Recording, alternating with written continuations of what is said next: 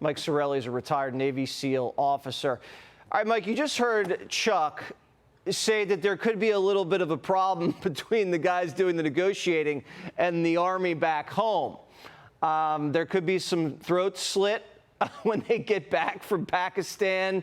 The Army could cheat on the deal. I mean, it's a little haywire. How do you see it? Pure mayhem. And if anyone from the IRGC is stabbed, they're not going to get any tears from myself or a lot of Americans. But this is complete turmoil. Hey, Jesse, this is what I'll say. How can you not be proud of our president and to be an American right now?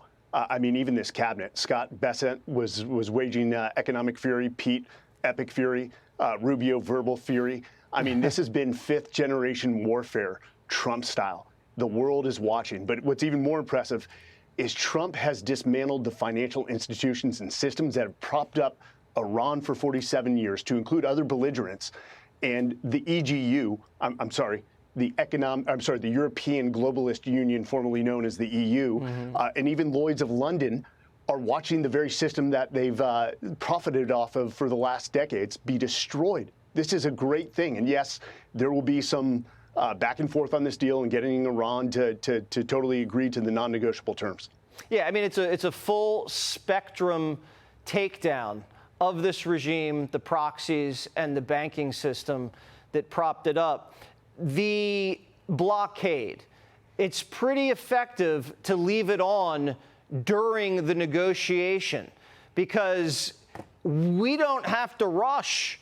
They're the ones losing billions of dollars every week, and they have a gun to their head. I don't see how they don't sign where we tell them to sign. And this was right. This was not a negotiation. This was a disciplinary meeting, or even worse, a sentencing. After 47 years of belligerent behavior, it's on Tehran to prove through verification, not Washington to trust them. There is no such thing as Iranian goodwill or trust. That's what we refer to as a purple squirrel. It doesn't exist. So verification is going to be the key word here. And I wouldn't stop the blockade even after they sign. Put a time clock, put pressure on them to transfer that uranium back over to us, ensure that they're following all the conditional terms of this agreement, and hold them to account. That's a brilliant idea. Make it conditions-based.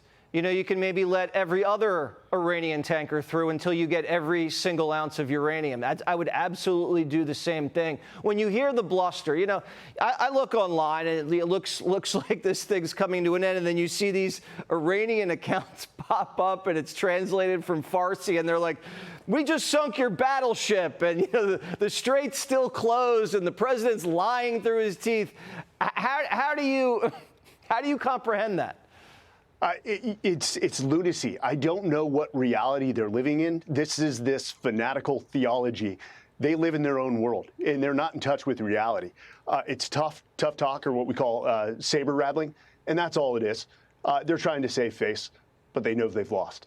And the Chinese, the president's going to be flying to Beijing in a couple weeks after wrapping up this brief excursion. As you said, a pretty beautiful demonstration of American military prowess and technology.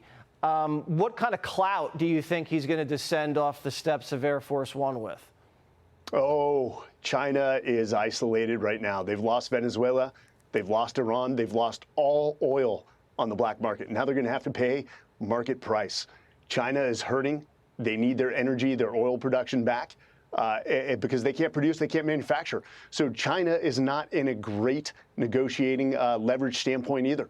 Trump has changed the global chessboard, and America, and even though the world can't recognize it, is going to be stronger from this. And I think the Middle East, we're going to see an Abraham's Accord 2.0, and I think we may see a stable, peaceful, economically prosperous Middle East in the next 5 to 10 years. Yeah, you know, if he brings peace to the Middle East, he still won't get the Nobel Peace Prize. No. They're never going to give it to him, especially after this war. You can kiss that goodbye. He deserves it, but you can kiss it goodbye. You think Cuba's next?